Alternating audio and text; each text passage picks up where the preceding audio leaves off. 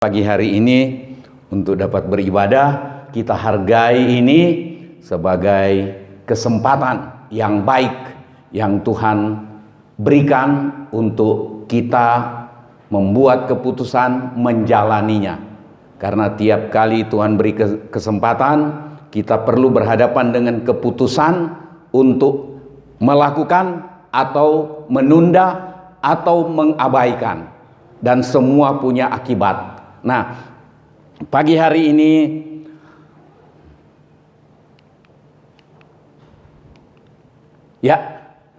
mana dia? Oh iya. Kita baca lebih dulu kitab Kisah Para Rasul pasal 13 ayatnya yang ke-22. Boleh baca sama-sama dengan saya. 1, 2, 3. Setelah Saul disingkirkan, Allah mengangkat Daud menjadi raja mereka. Tentang Daud, Allah telah menyatakan, "Aku telah mendapat Daud bin Isai, seorang yang berkenan di hatiku dan yang melakukan segala kehendakku." Yang kita baca ayat 22 ini adalah mengenai pernyataan firman Tuhan. Ada saatnya Tuhan menyingkirkan Saul, kemudian mengalihkan kepercayaan Tuhan kepada Daud. Karena dikatakan dalam kalimat terakhir, Tuhan mendapat Daud bin Isai, seorang yang berkenan di hati Tuhan. Kenapa dia berkenan? Karena dia melakukan apa yang Tuhan rancang, apa yang Tuhan kehendaki. Kita lihat beberapa topangan ayat berikutnya dalam 1 Samuel 13 ini, ayat 13 dan 14, agak kecil saya baca. Kata Samuel kepada Saul, "Perbuatanmu itu bodoh. Engkau tidak mengikuti perintah Tuhan Allahmu yang diperintahkannya kepadamu. Sebab sesungguhnya sebenarnya Tuhan mengokohkan kerajaanmu atas orang Israel untuk selama-lamanya." Ini rancangan Tuhan buat Saul. Firman Tuhan datang kepada Samuel, katakan, "Apa yang engkau buat bodoh." Nanti kita lihat sebentar apa yang Saul lakukan sehingga Samuel katakan, firman Tuhan katakan dia bertindak bodoh. Dan dikatakan sedianya Tuhan akan mengokohkan, akan seterusnya Tuhan mau pakai Raja Saul untuk jadi raja turun-temurun. Tetapi dikatakan engkau tidak mengikuti perintah Tuhan Allahmu yang diperintahkannya kepadamu. Kemudian dikatakan ayat 14, "Tetapi sekarang kerajaanmu tidak akan tetap." Sudah dialihkan. Tuhan sudah ketok palu, Tuhan sudah membuat keputusan karena sikap tingkah laku Saul, maka Tuhan alihkan ke Daud. Karena beberapa alasan yang kita sudah baca ini. Perbuatan itu bodoh, tidak mengikuti perintah Tuhan, dan tadinya Tuhan merancang dia tetap ada dalam kedudukan itu, dia ada dalam keberkatan itu, tetapi Tuhan alihkan ke orang lain. Sekarang kerajaanmu tidak akan tetap. Tuhan telah memilih seorang yang berkenan di hatinya. Saudara, jaga hidup, jaga hati, supaya hati kita berkenan kepada hatinya Tuhan. Amin. Supaya engkau tidak Tuhan geser dan buang dan gantikan dengan orang lain. Supaya saudara dan saya tidak harus digeser oleh Tuhan dan digantikan posisi kita oleh orang lain. Nah, saudara yang dikasihi Tuhan, di pendahuluan ini Tuhan alihkan kepada orang lain. Saya taruh sama arti dengan Tuhan pindahkan sesuatu yang sudah diberikan kepada seseorang, Tuhan sudah berikan, percayakan kepada kita, Tuhan pindahkan kepada orang lain. Kita harus ingat begini, saudara dan saya lahir di dunia ini, Tuhan punya rencana masing-masing kita, dan rancangan Tuhan atas hidup kita itu harus kita jalankan, harus kita penuhi. Tadi saya katakan dalam pendahuluan, rancangan Tuhan ini atas hidup kita itu terbaik buat kita, dan sebenarnya tidak dapat diisi oleh orang lain, tidak akan diisi oleh orang lain kecuali kita bersikap seperti Saul tadi. Ketika Saul melawan, nah saudara yang dikasihi Tuhan, Saul ketika dia dilantik menjadi raja, Samuel katakan begini, tunggu 7 hari, aku akan datang dan akan mempersembahkan korban. Tetapi sebelum hari yang ke-7, orang Filistin sudah mulai datang menekan, mengancam, mengintimidasi orang-orang Israel. Mereka ketakutan. Kemudian Saul tunggu. Sudah hari ke-2, ke-3, ke-4, ke-5, ke-6. Hari ke-7 pagi-pagi Samuel belum datang. Saul bilang, saya sudah sangat ketakutan, rakyat sudah ketakutan, ini musuh makin mendekat, makin mengancam, keadaan hidup makin terancam. Ada banyak kali kita ketika keadaan hidup kita makin terancam oleh apapun, terancam oleh penyakit, terancam oleh kesulitan, terancam orang nagih hutang, terancam banyak hal yang mengancam hidup kita. Kita sangat ketakutan dan seringkali kita salah buat keputusan, salah membuat keputusan. Saudara, ketika kita dalam keadaan tertekan, terancam, satu hal yang firman Tuhan pesan ke kita, tenang, harus tenang. Ketika kita dalam ketakutan, dikuasai oleh ketakutan, ditekan oleh ketakutan, kita akan lebih banyak atau cenderung untuk membuat keputusan yang salah. Dan hasilnya kacau balau. Sudah hari ke-7, Saul lihat Samuel belum datang. Biasanya ada persembahan pagi dan ada persembahan petang bagi orang Israel. Mungkin Samuel nanti datang persembahan petang. Saul tunggu dari pagi, siang, belum ada. Dia bilang, bawa sini itu binatang yang akan dipersembahkan.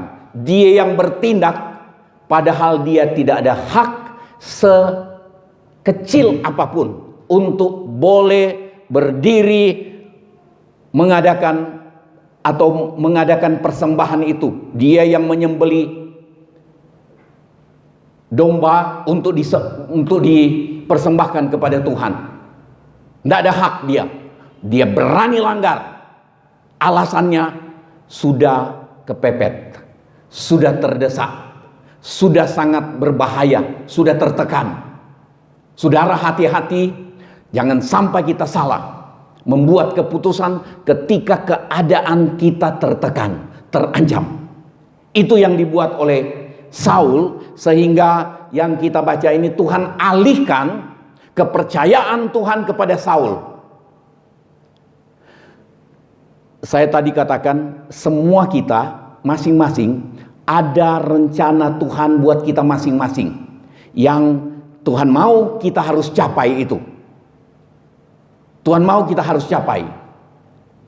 Ketika kita taati perintah Tuhan, firman Tuhan, maka rancangan Tuhan itu akan kita dapat capai.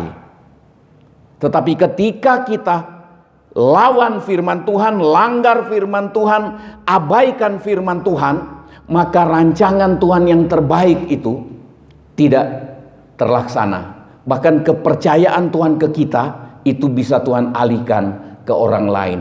Ini yang menyedihkan, bukan cuma menyedihkan tetapi mengerikan. Nah, Tuhan alihkan kepada orang lain artinya Tuhan pindahkan sesuatu yang sudah diberikan kepada kita, sudah diberikan kepada seseorang, Tuhan pindahkan kepada orang lain. Atau Tuhan pindahkan sesuatu yang sudah Tuhan percayakan kepada seseorang dan dipercayakan kepada orang lain. Berarti kita masuk hitungan tidak dipercaya oleh Tuhan. Ada banyak orang sehari-hari ini mengaku orang percaya Tuhan, tetapi sebenarnya dia tidak dipercaya oleh Tuhan karena hidupnya melanggar, hidupnya tidak taat. Ngomong-ngomong firman Tuhan, bicara-bicara tentang firman, tetapi kelakuan tidak cocok dengan firman. Itu orang-orang yang mengaku percaya Tuhan, tetapi sebenarnya dia bukanlah orang yang dipercaya oleh Tuhan. Mudah-mudahan saudara tangkap itu. Nah, saya bikin catatan yang di akhir itu, meskipun masih tetap menjabat, berhasil dalam materi. Masih ada menjabat, masih berhasil dalam materi. Saudara, hati-hati. Ketika Tuhan sudah tidak berkenan lagi dengan kita, seringkali orang masih tetap menjabat. Entah dia menjabat kepala desa, entah gembala, entah apapun jabatan dia, jabatan dalam gereja, jabatan di masyarakat, kepala desa kah, camat kah, bupati kah, gubernur kah, menteri kah, atau presiden kah, atau siapapun, mungkin masih menjabat, tapi sudah tidak berkenan. Saul ketika dia memerintah 2 tahun, Tuhan sudah tolak dia. Tetapi dia masih memerintah sampai tahun ke-40. Sampai 40 tahun seluruhnya dia masih memerintah. Setelah 2 tahun, rupanya dia sudah hidup tidak berkenan. Dan 38 tahun dia masih memerintah. Tuhan masih biarkan dia memerintah. Sementara itu Daud sedang dipersiapkan. Daud yang Tuhan sudah lantik setelah 2 tahun Saul memerintah, Tuhan sudah bilang, saya pilih Daud dan buang Saul. Tapi Saul masih memerintah. Jangan sampai saya masih sebagai gembala, tapi rupanya Tuhan sudah tolak saya, Tuhan sudah buang saya.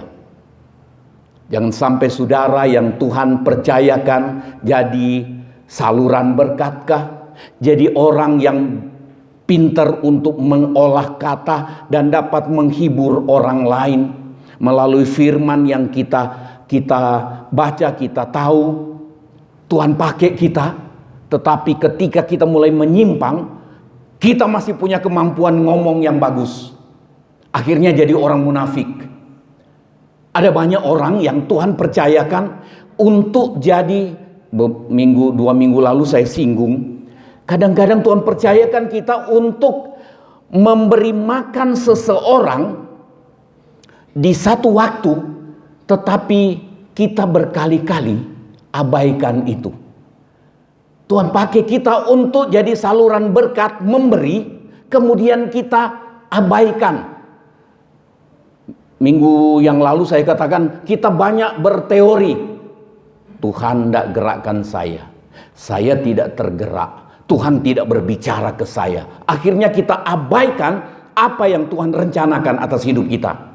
Kadang-kadang Tuhan beri kita tetangga yang melarat, yang miskin, dan kita tahu itu seringkali Tuhan beri kita kesempatan. Bukan Tuhan beri kesempatan, Tuhan rancang kita ada di situ, dan Tuhan berkati kita supaya kita memberkati orang lain.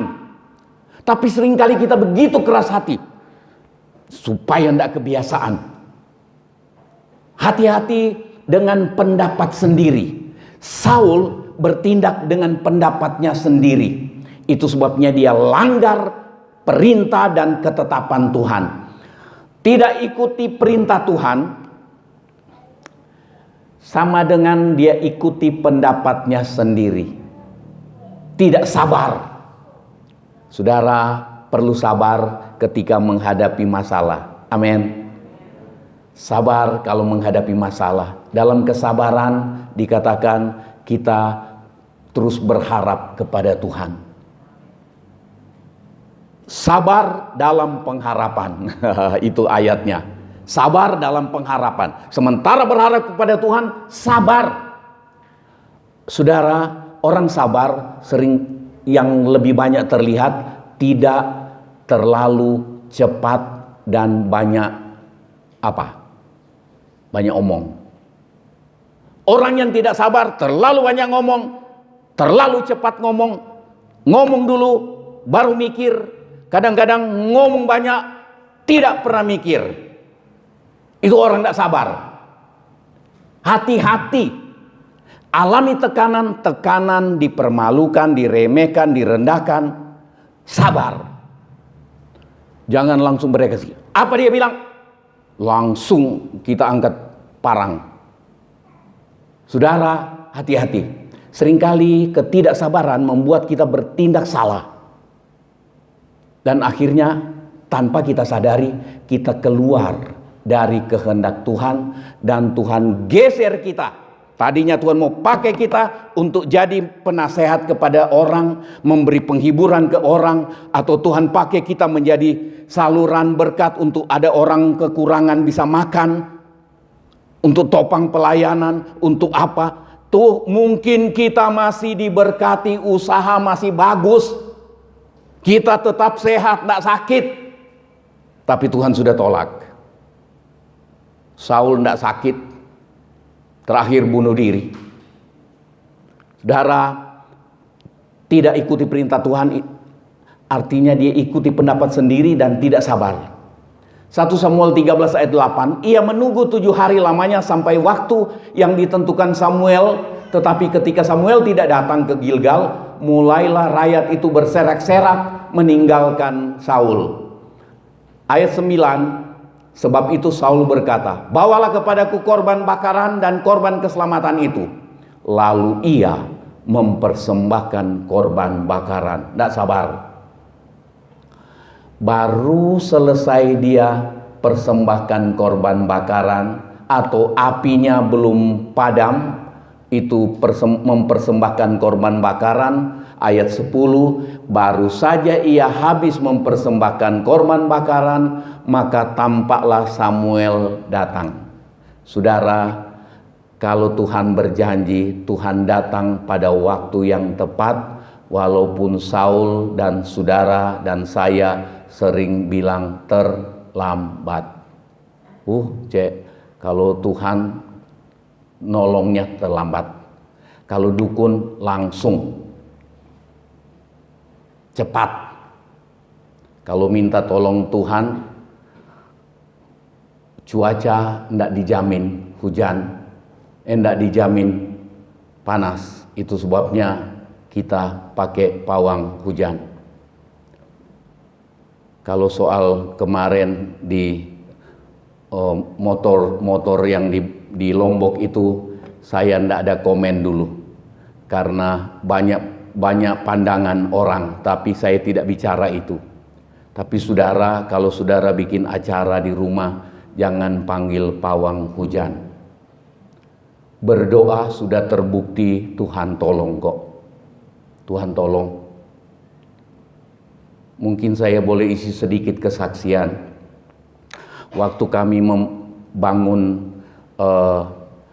satu bangunan bertingkat di sekolah Alkitab. Jadi begitu siang-siang siswa ada empat regu, saya minta untuk bantu ngecor lantai atas. Bapak Haryono sebagai insinyur, dia tahu kalau ngecor itu tidak boleh putus, tidak boleh hujan, tidak boleh kena hujan, karena campuran air akan berubah dan bangunan itu tidak kuat. Nah, musim hujan, tapi pagi sampai siang biasanya bagus. Tapi siang sampai sore tidak dijamin. Nah, hari itu pagi-pagi tukang bilang, kita beli tenda plastik besar-besar, bangunan kira-kira segini dan cukup panjang bangunannya, mau cor di atas, mau pakai tenda, bilang tidak cukup, ada cuma sedikit tenda dipasang di atas. Jadi akhirnya ceritanya sudah ada 4 regu siswa mau bantu cor, jalan terus tuh mesin cor, kemudian saling taruh oper sampai ke atas. Sementara ngecor hujan, sementara datang tuh hujan, sudah kelihatan lebat banget dan sudah gelap semua. Dan uap airnya sudah terasa, sudah sampai ke kita. Jadi mungkin tinggal 200-an meter di sebelah sana itu hujan sementara kemari. Nah, sudah jelas ndak mungkin ndak sampai ke kita. Akhirnya saya bilang, siapa dari 4 regu ini, 4 kali 11 atau 4 kali 12 orang, sama tukang-tukang ada yang bukan orang Kristen, tapi kepala tukangnya orang Kristen. Saya bilang, siapa yang mau percaya sama-sama dengan saya untuk kita berdoa minta Tuhan tolong supaya hujan tidak sampai ke kita sini. Saya lupa waktu itu apakah semua ketua regu angkat tangan, tapi ada yang sederhana di angkat tangan. Jadi tidak banyak. Saya ingat waktu itu mungkin tidak ada 5 orang yang ikut naik sama-sama saya di atas. Saya bilang, kalau tidak percaya, kalau ragu-ragu jangan naik. Nanti kamu terjadi sesuatu di sini, jangan-jangan disambar petir. Takut juga mereka. Tapi lebih baik begitu supaya yang pura-pura percaya, karena gengsi kan, calon pendeta kok tidak percaya. Tapi ternyata saya bilang, daripada disambar petir, yang percaya saja yang naik. Oh, kira-kira cuma 5 orang. Kepala tukang juga, dia bilang, saya mau tinggal di sini, bro. Oke. Kita berdoa, Tuhan, doanya tidak usah basa roh lama-lama. Doanya cuma sederhana. Tuhan, kami mau teruskan ini, biar kiranya Engkau nyatakan kuasa-Mu untuk kemuliaan Tuhan sendiri. Tidak ada sedikit pun di hati saya untuk berharap orang akan kagumi saya. Itu yang berbahaya. Itu yang mesti dijaga. Saudara, itu hujan sudah tinggal berapa rumah di sebelah timurnya sekolah Alkitab waktu itu. Dan itu satu pemandangan yang menakjubkan dan membanggakan. Kita lihat Tuhan yang hebat. Nah, saudara, kenapa saya belok ke kesaksian ini? Tetapi menunggu waktunya Tuhan seperti terlambat untuk menolong. Tetapi Tuhan tolong pada waktunya. Tidak ada hujan nyampe ke tempat cor sampai besok pagi. Cor sudah kering, sudah keras, kena hujan pagi-pagi. Dari pagi sampai siang kena hujan. Dan menurut teori, kena hujan habis dicor bagus ya Bapak Haryono ya. Ya, itu yang paling bagus. Jadi biasanya kita harus rendam dia. Tapi Tuhan berbuat yang kita tidak mampu lagi lakukan, Tuhan lakukan. Belajar mempercayai Tuhan, sabar dalam pengharapan yang kuat. Amin. Puji Tuhan. Sudah saya terlalu banyak di situ. Tuhan alihkan kepada orang lain. Ini dia. Tidak tunduk pada perintah Tuhan. Itu Saul, dia mengikuti keinginannya sendiri. Kita sudah baca tadi 1 Samuel 13 ayat 13 dan 14. Dia tidak tunggu Samuel. Saul tidak tunggu Samuel. Dia langsung persembahkan korban karena sudah terdesak. Ini mengerikan. Itu yang membuat Tuhan alihkan kepada orang lain. Kepercayaan Tuhan kepada Saul dan rencana Tuhan untuk membuat dia raja seumur hidup turun-temurun, tapi Tuhan geser, pindahkan, habis. Tapi dia masih memerintah sekitar 38 tahun. Saudara, jangan sampai biarpun kita masih diberkati, masih pekerjaan kita rasa masih diberkati, saya abaikan firman Tuhan, tapi nyatanya masih diberkati seperti ini, masih sehat, sakit juga sembuh, dan lain-lain. Ada yang masih menjabat, ada yang jadi pejabat gereja, jadi majelis daerah kah, majelis pusat kah, sudah hidup, sudah tidak berkenan, sudah digeser oleh Tuhan, dibuang oleh Tuhan, tapi masih menjabat. Ini yang mengerikan. Saya merenung tadi malam begini. Ini yang membuat banyak orang yang menyangka selamat tetapi tidak selamat. Tuhan Yesus bilang, cuma sedikit orang yang mendapati pintu sesak untuk masuk melalui pintu itu dan berjalan di jalan sempit yang menuju keselamatan. Sedikit. Pastikan kita yang sedikit pagi ini masuk bilangan orang sedikit yang selamat. Amin. Berjuang sambil periksa diri tiap-tiap hari. Nah, kemudian sudah tidak dipercaya oleh Tuhan. Kita bandingkan Yudas, dia tidak jujur. Dalam Injil Yohanes pasalnya yang ke-12 ayat 4 dan 6, ayat 4 sampai 6, saya tidak munculkan di sini. Yohanes 12, Injil Yohanes 12 ayatnya yang ke-4 sampai 6. Saya baca begini. Tetapi Yudas, atau ini ketika ada seorang wanita mengurapi Tuhan Yesus atau meminyaki Tuhan Yesus dengan rambutnya, dan kemudian minyak itu minyak mahal. Ayat 4 tuh, tetapi Yudas Iskariot, seorang dari murid Yesus yang akan segera menyerahkan dia, berkata, mengapa minyak narwastu ini dijual 300 dinar dan uangnya diberikan kepada orang-orang miskin?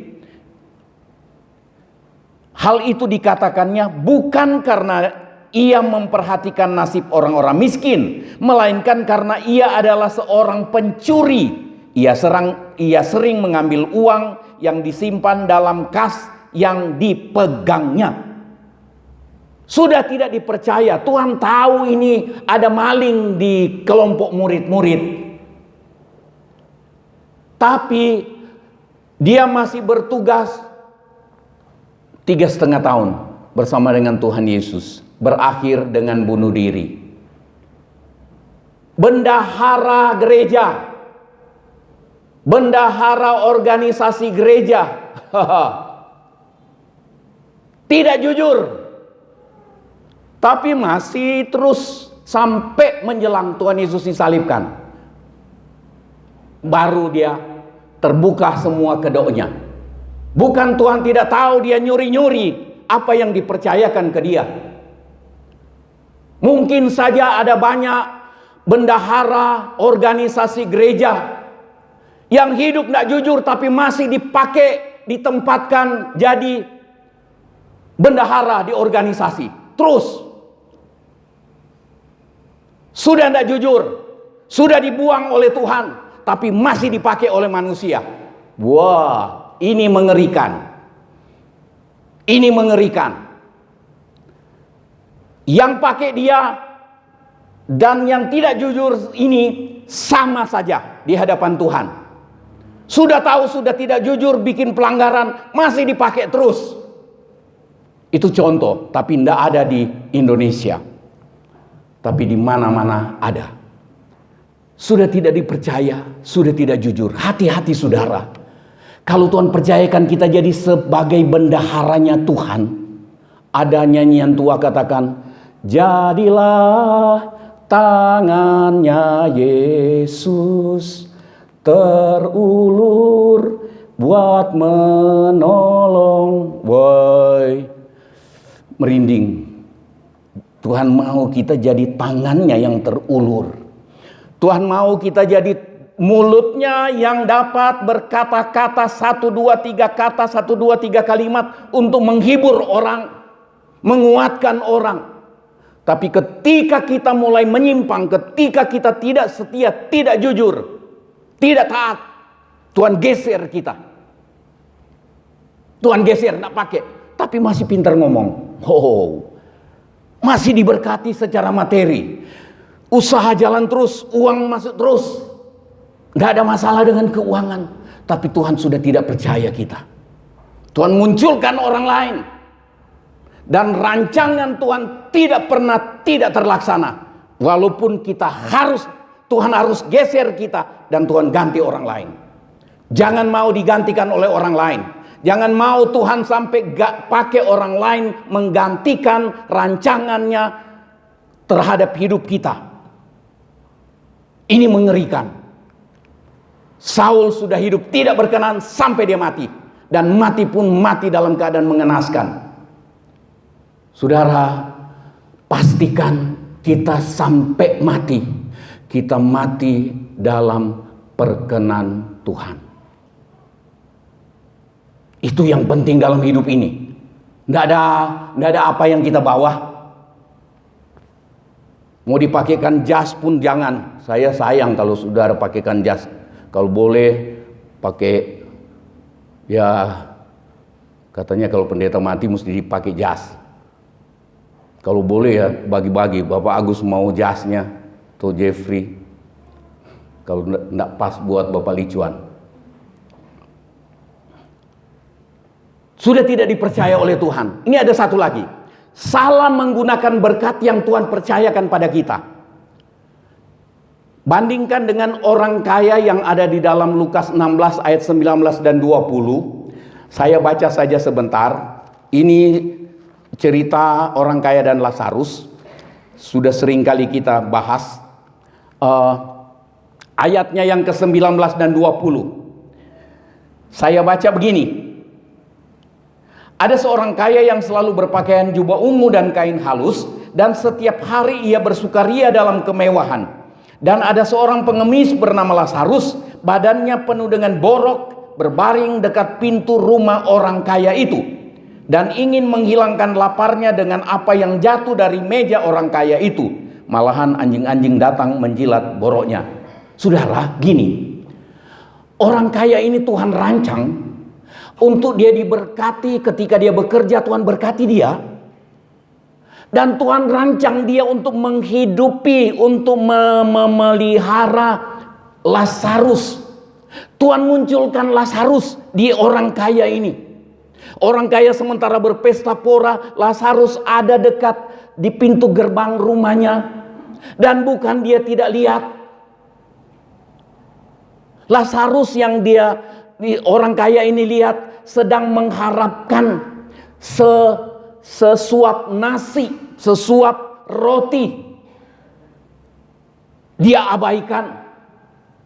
Saudara, ketika kita mengabaikan tugas yang Tuhan percayakan ke kita, ketika kita mengabaikan rencana Tuhan, kita hadir di satu tempat untuk jadi saluran berkat, dan kita mengeraskan hati, Tuhan geser. Tuhan tidak percaya lagi. Dan kita lihat akhir hidup orang kaya ini. Lazarus mati, orang kaya itu juga mati. Tidak ada yang dia bawa. Sampai di akhirat, sampai di kekekalan, dia menderita. Saudara, jangan abaikan kepercayaan Tuhan kepada kita. Di dalam suratan Korintus dikatakan kita semua ini macam-macam. Ada yang jadi tangan, jadi kaki, jadi mata, jadi telinga, jadi kita semua punya kepercayaan Tuhan masing-masing. Jangan sampai kita tidak fungsikan itu. Kalau kita jadi mata, melihatlah dengan betul untuk memberitahu badan kita, memberitahu kaki, kaki di depan ada batu, angkat. Itu sebabnya kalau ada orang bolak-balik ke Sandung, orang yang tidak berhikmat, dia teriak, matanya di mana? Lah, matanya tetap di sini, tapi tidak digunakan. Tapi jangan pakai begitu. Kalau ada orang sudah tersandung sakit, jangan ditanya lagi matanya di mana. Tanya aja, sakit ya? Itu penghiburan. Jangan sampai tidak berfungsi. Tangan ada sesuatu yang bisa kita topang, kita angkat, kita pegang, tapi kita bilang, saya mau ini tangan buat diri saya sendiri. Tidak berfungsi kita sesuai rencana Tuhan.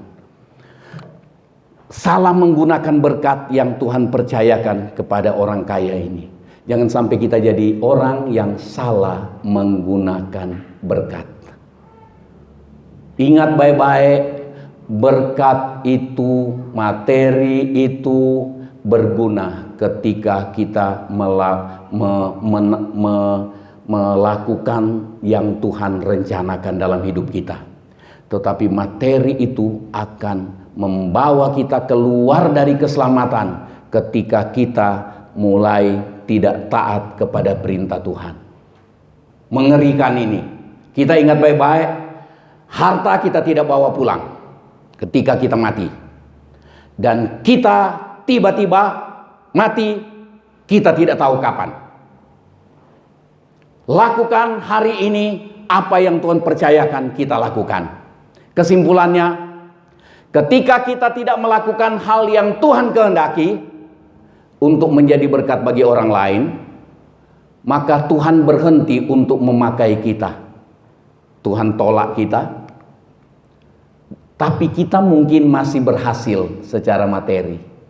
Masih berhasil. Masih maju, tokonya maju, usahanya maju, dan apa semua hasilnya masih ada. Kita masih pintar ngomong. Banyak hal, banyak karunia yang diberikan kepada kita untuk Tuhan rencana, untuk melaksanakan rencana Tuhan atas hidup kita. Tapi kita mungkin masih berhasil, materi masih dibiarkan memiliki kedudukan dan lain-lain. Tapi Tuhan sudah ganti dengan orang lain. Saul sebenarnya dia tahu kalau Tuhan sudah gantikan dia, tapi dia tetap keras hati. Orang yang bolak-balik langgar perintah Tuhan, lama-lama hatinya jadi kebal. Sudah melanggar, dia mulai rasa tidak bersalah. Langgar pertama kali dia masih rasa bersalah. Langgar kedua kali masih rasa bersalah. Dia langgar berkali-kali, lama-lama sudah salah, dia anggap itu tidak apa-apa. Ini mengerikan. Ada kesempatan kita untuk merenung. Dan kita mau berjuang, Tuhan, saya mau berjuang. Supaya Engkau dapati saya setia, lakukan yang Engkau rancang untuk saya capai dalam hidup selama di dunia ini. Kita sama-sama berdiri.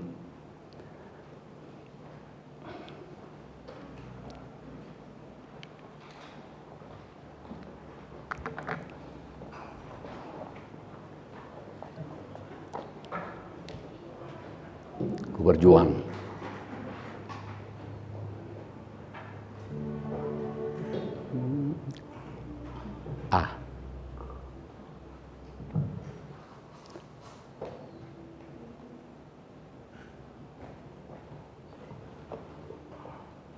Pencet aja dulu sini.